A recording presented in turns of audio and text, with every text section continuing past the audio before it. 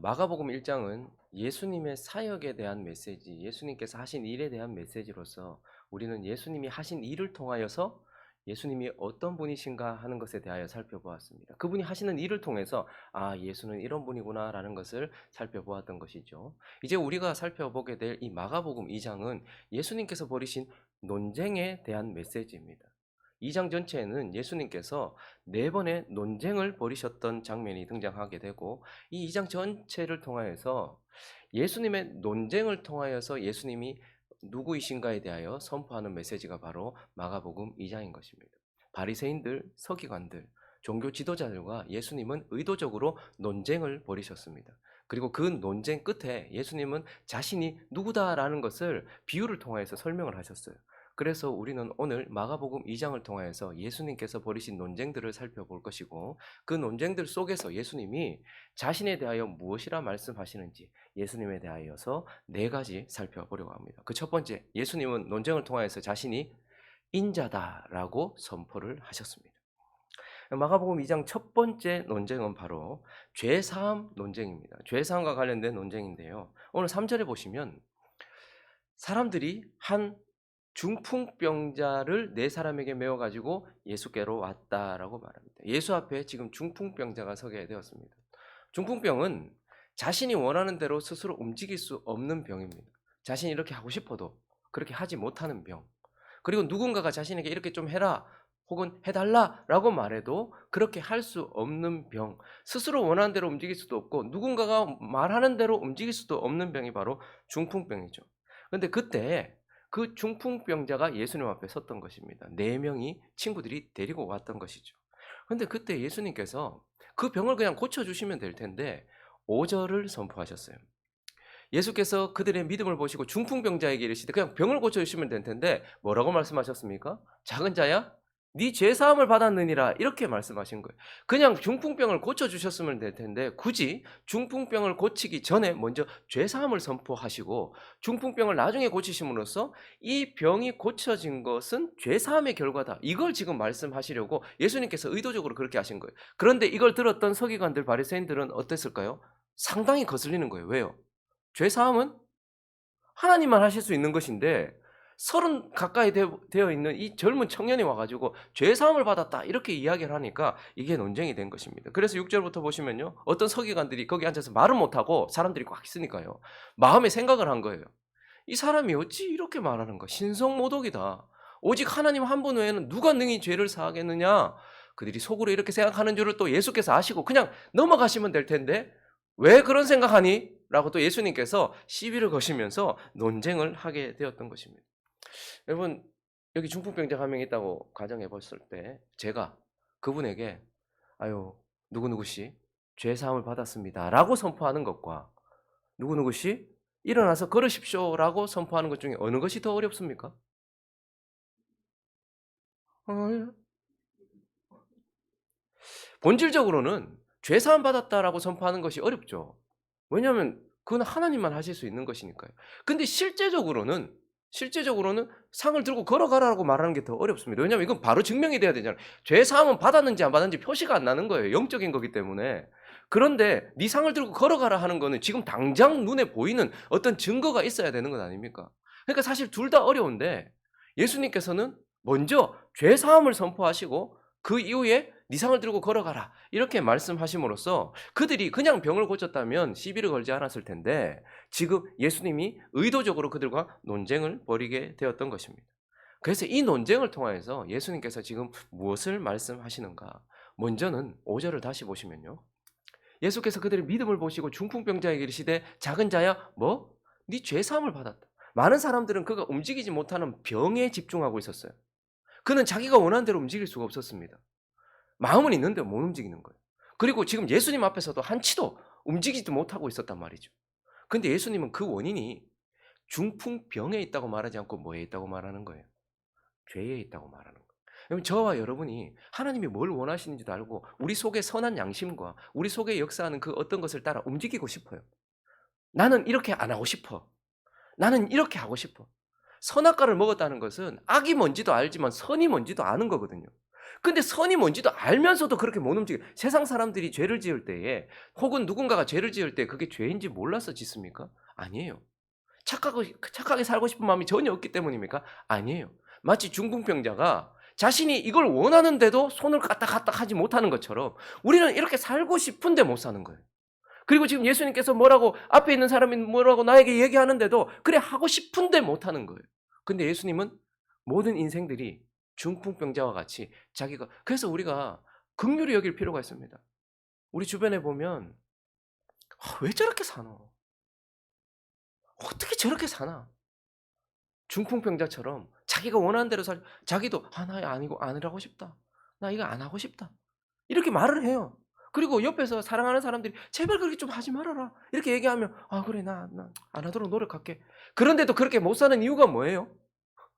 죄 때문이라고 주님 말씀하시는 거예요.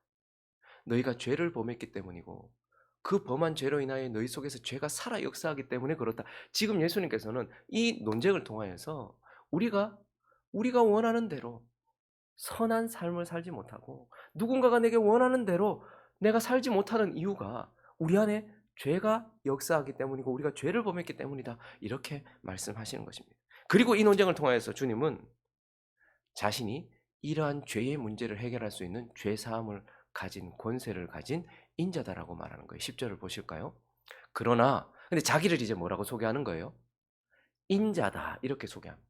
그러면서 땅에서 죄를 사하는 권세가 있는 줄을 너희로 알게 하려고 병부터 고치고 병 고치고 난 이후에 말한 것이 아니고 죄 사함을 먼저 선포했던 것이다 라고 말하면서 자기는 누구다? 인자다 이렇게 말해요. 구약 성경 선지자들은 기름 부은 메시아를 보았습니다. 우리의 죄를 사하고 우리를 건져낼 메시아를 보았어요. 근데 보니까 사람 같은 거예요. 그래서 선지자들이 보고 인자 같으니 이렇게 구약 성경에는 인자라고 표현되어 있어요. 그래서 예수 그리스도는 구약에 예언하던 메시아 인자가 바로 나고 그리고 사람의 죄를 사하기 위하여 사람의 모습이 되어 사람으로 오신 그래서 자신이 사람이 되시고 그래서 우리를 위하여 십자가에서 죽으시고 다시 부활하심으로써 우리의 죄를 사하실 나는 인자다. 이렇게 지금 자기 자신에 대하여 말씀을 하고 있는 것입니다. 그러니 예수 그리스도는요. 그냥 죄를 사하는 게 아니고 자신이 사람의 죄를 사하기 위하여 인간이 되시고 그리고 인간의 죄를 사하기 위하여 십자가에서 친히 자신이 그 죄값을 치름으로 인하여서 나는 너희의 죄를 사할 권세를 가진 인자다라는 것을 지금 여기서 선포하고 있는 것입니다. 그리고 이 사건을 통해서 이 논쟁을 통해서 예수 그리스도는요. 내가 너희의 죄를 사하는데 나의 죽음을 통하여서 죄를 사할 것이다. 근데 또 하나 뭐요? 나는 모든 사람의 죄를 사할 능력을 가지고 있지만 오직 누구의 죄를 사하는 거예요? 작은 자야라고 말하고 있죠. 여기 3절부터 보시면요. 사람들이 한 중풍병자를 네 사람에게 메어 가지고 예수께로 올세. 무리들 때문에 예수께 데려갈 수 없으므로 그 계신 곳에 지붕을 뜯어 구멍을 내고 중풍병자가 누운 상을 달아 내리니 예수께서 그들의 믿음을 보시고 중풍병자에게 이르되 뭐라고 말합니까? 작은 자. 저기 작은 자야라는 것은 테크논이라는 단어입니다. 자녀야 이런 뜻입니다. 앞뒤 분간 못하는 어린 자녀를 뜻하는 단어예요. 그러니까 지금 예수님은 인자로서 우리의 죄를 사할 권세를 가지고 계신데 누구의 죄를 사해 주는 거예요? 자신의 자녀, 하나님의 자녀들의 죄를 사하는 거예요. 그런데 또 자녀들의 특징이 나타나죠. 또 예수는 누구의 죄를 사합니까? 자신이 선택한 자녀, 하나님의 자녀. 그들의 특징은 예수께서 그들의 뭐를 보셨다? 믿음을 보셨다. 그 중풍병자를 지붕 뜯고 달아내린 친구들의 믿음인지 아니면 그 친구들에게 나 좀 예수님께 데려다 달라고 했던 그 자신의 믿음인지는 확실하지 않지만 어쨌든 4명, 5명 다 믿음이 있었을 거예요. 야, 예수께 가면 된다. 예수가 우리를 움직이게 하실 것이다. 라는 믿음을 가지고 있었을 거예요. 그러니까 예수님은요. 모든 사람들이 자기가 원하는 대로 선한 삶을 살지도 못하고 하나님이 기뻐하시는 대로 그러한 삶을 살지도 못하고 우리가 정해놓은 법대로 도덕대로 윤리대로 살지 못하는 이유가 죄에 있는데 나는 구약에 예언되어서 너희들을 위하여 죽어서 너희들의 죄를 사할 수 있는 인자며 나는 내 자녀 믿음을 가진 자 믿음의 사람의 죄를 사하는 인자다. 이렇게 지금 이 사건을 통해서 선포하고 계시는 것입니다. 그리고 또 이 논쟁을 통해서 예수 그리스도는요. 그냥 죄 사함만 주시는 것이 아니고 이후에 실제로 죄로부터 자유함을 얻어 걸어가게 하시는 분이라는 거예요. 살게 하시는 분이라는 거예요. 11절과 12절을 보십시오. 죄 사함 받았다라고 선포하고 끝낸 것이 아닙니다. 그리고 또다시 말씀하십니다. 내가 네게 이르노니 일어나 네 상을 가지고 집으로 가라 하시니 그가 일어나 곧 상을 가지고 모든 사람 앞에서 나아가서 한치도 자기가 원하는 대로 움직이지 못했던 그리고 사람들이 말하는 대로도 움직이지 못했던 그가 예수 그리스도에 의하여서 어떻게 되는 거예요? 걷게 되고 살게 되는 것을 보게 되는 거예요. 그러니 예수 그리스도는 우리의 죄를 사하시는 인자며 우리로 살아가게 하시는 분, 걷게 하시는 분이다라고 말하고 있는 것입니다. 그러니 예수 그리스도는 자신의 피로 우리의 죄를 사하시고요. 자신의 영으로 우리로 걸어가게 하시는 분입니다. 로마서 8장 3절과 4절을 보시면 율법이 육신으로 말미암아 연약하게 할 수 없는 그것을 하나님은 하시나니 곧 죄로 말미암아 자기 아들을 인자로 보내어 육신의 죄를 정했다. 심판하심으로써 육신의 죄를 사하셨다. 그리고 3절에서 끝나지 않고 4절에 있습니다. 시작.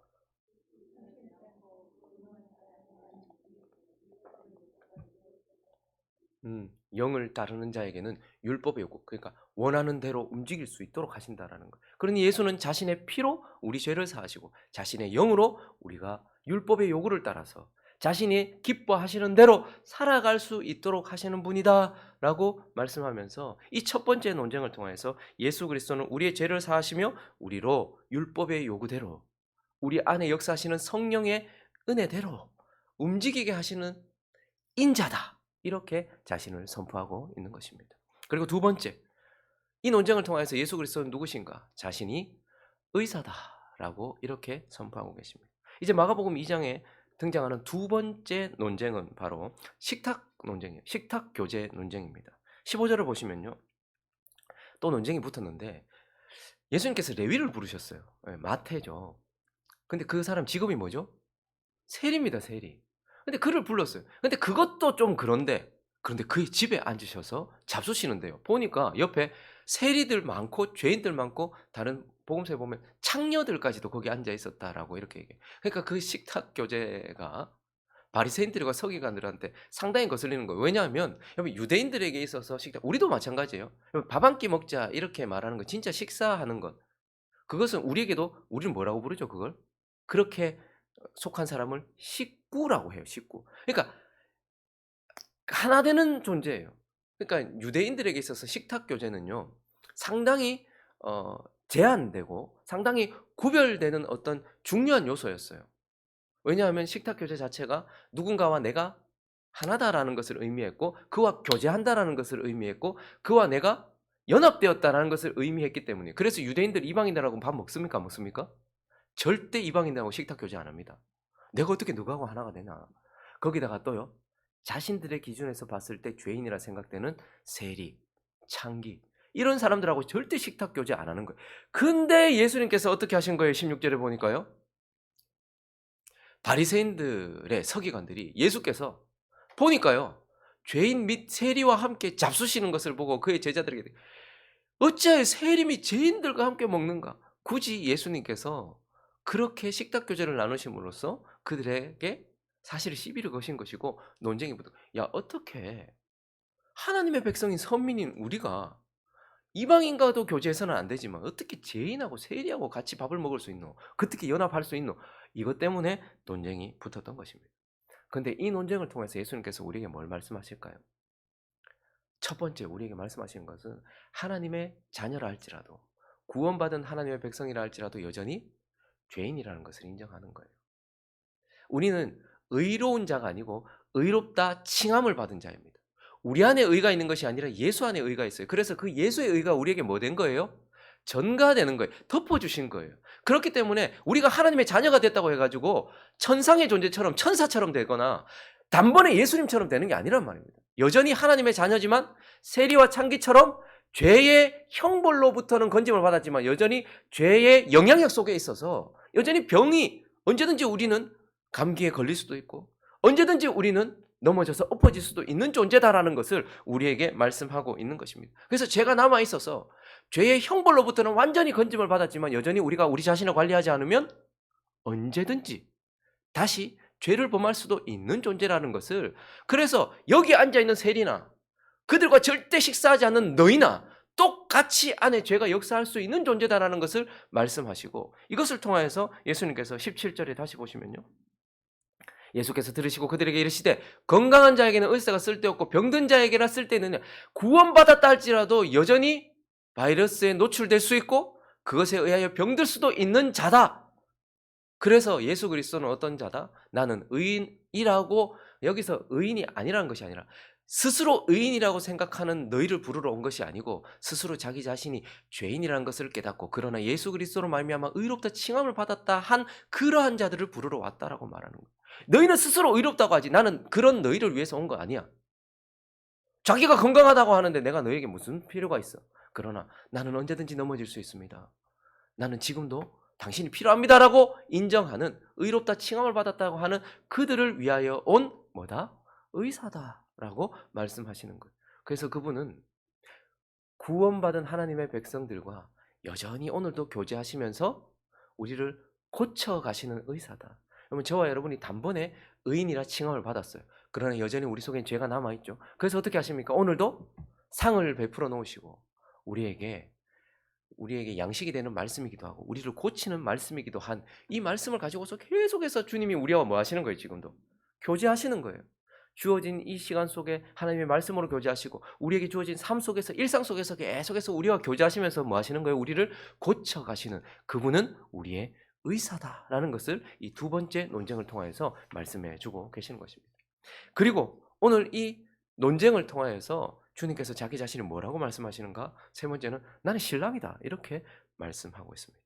자, 이제 세 번째 논쟁이 주어져 있는데요. 세 번째 논쟁은 금식 논쟁입니다. 18절 한번 볼까요? 금식 때문에 논쟁이 일어났어요. 요한의 제자들과 바리새인들이 금식하고 있었어요. 근데 사람들이 예수께 와서 말하되 요한의 제자들과 바리새인들 제자들은 금식하는데 당신의 제자는 왜 금식을 안 합니까? 이것 때문에 이제 거슬린 거예요. 의도적으로 금식을 안 한 것이죠. 바리새인들은 그 당시에 사실 유대인들에게 하나님께서 금식하라고 공식적으로 말씀하신 날은 대속죄일 하루였습니다. 그때에 금식해라. 혹은 큰 죄가 있어서 나라에 우환이 있고 갑자기 뭐 비가 오지 않고 그럴 때, 그러니까 사실 공식적으로 금식해야 될 때는 대속죄일 그때 금식해야 했어요. 근데요, 바리새인들은 1회에 2번이나 금식하고 있었습니다. 월요일, 목요일 이렇게 2번이나 금식을 대놓고 금식하고 있었어요. 모세가 율법을 받으러 올라갔던 날이 목요일이었고요. 그리고 그 율법을 받고 내려오던 날이 월요일이었거든요. 그러니까 그날을 해가지고 바리새인들 금식하고 있어요. 근데 전승에 의하면 그날이 유대인들에게는 우리도 보면 4일, 9일 하양 장날이잖아요. 근데 월요일, 목요일이 유대인들 장날인 거예요.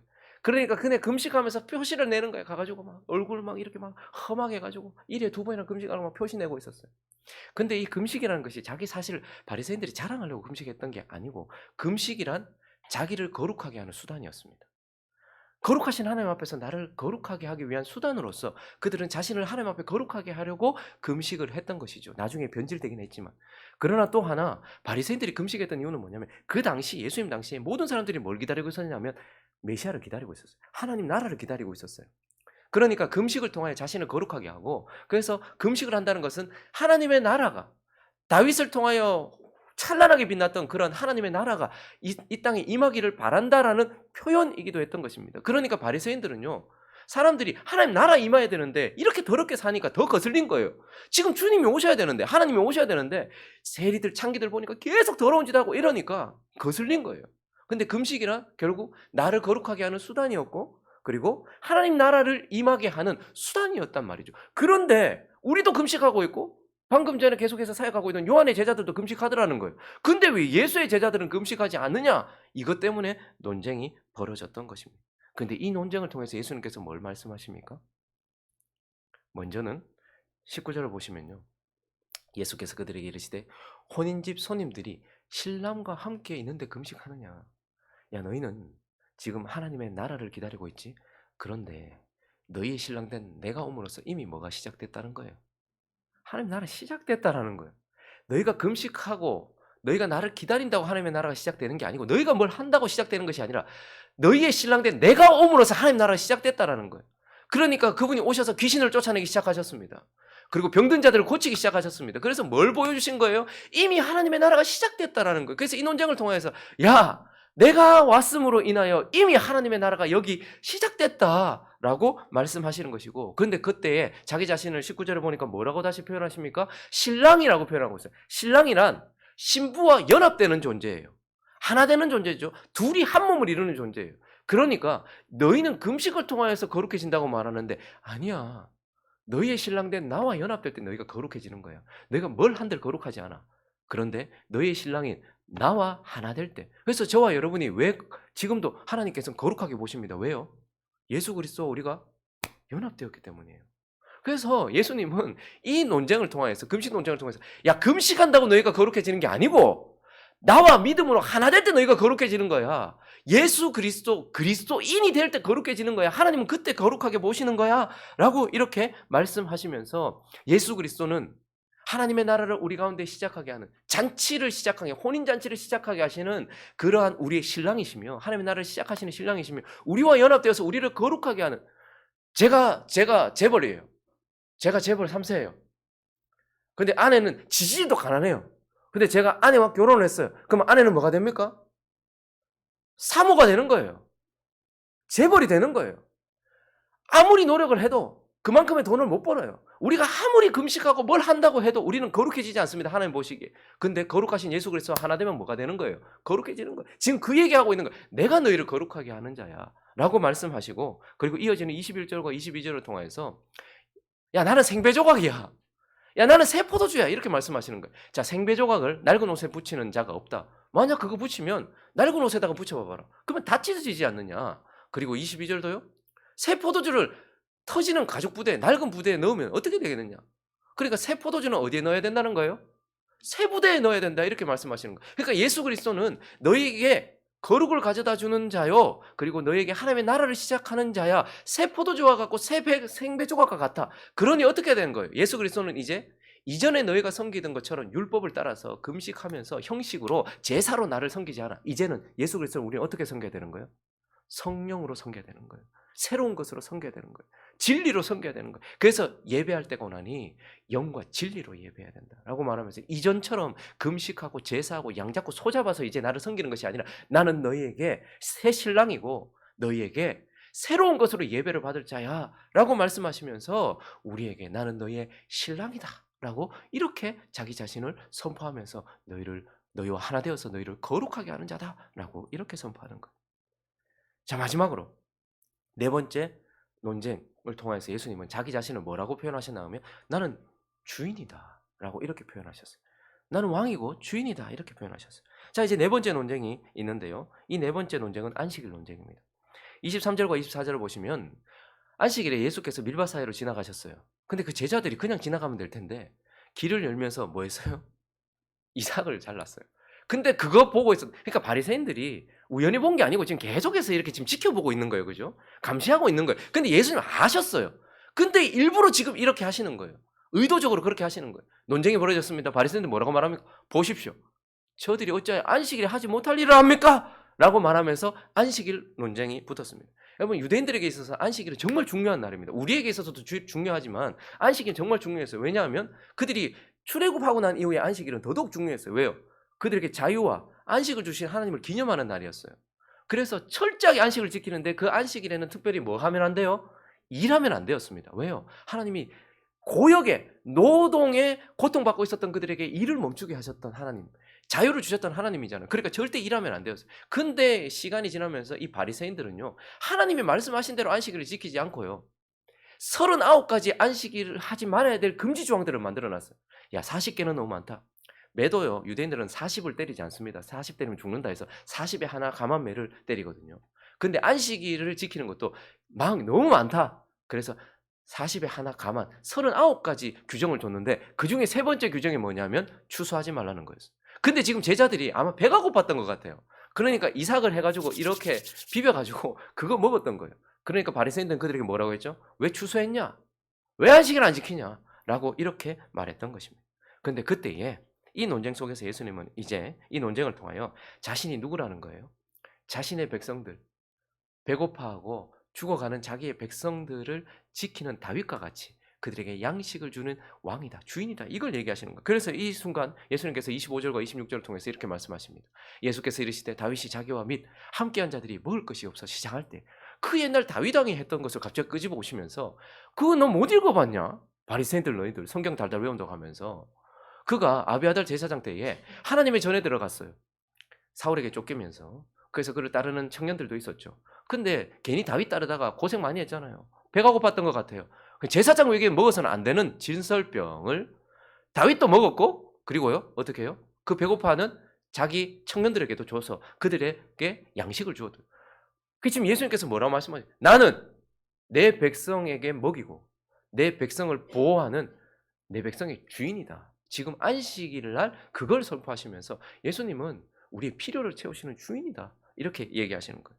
그러면서 동시에 이어지는 27절과 28절을 보시면 또 이르시되 안식일이 사람을 위하여 있는 것이요 사람이 안식일을 위하여 있는 것이 아니다. 너희들은 지금 어떻게 했냐?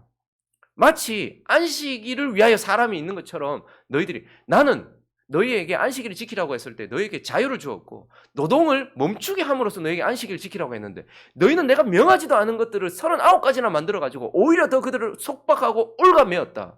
오히려 그들이 더 고통스럽게 만들었다. 그러면서 28절에 이러므로 인자는 안식일에도 뭐다? 주인이다. 내가 주인이다. 나는 내 백성에게 자유를 주고 나는 내 백성에게 안식을 주는 나는 내 백성의 주인이다. 그래서 예수 그리스도는요 우리의 필요를 채우시는 우리 주인입니다. 종들은 주인이 주는 것만 먹어야 되는 거예요. 그래서 종이라고 하는 것이죠. 그리고요 종들에게 주인은 먹이고 입힌다는 거예요. 그런데 또한 우리에게 그분은 안식을 주시고 자유를 주시는 분. 그래서 여러분 예수를 믿으면 더더욱 자유를 누리셔야 됩니다. 저도 신앙생활 처음 시작할 때는요 예수 믿는 게 너무 성가신 거예요. 이것도 말아야 되고 저것도 말아야 되고.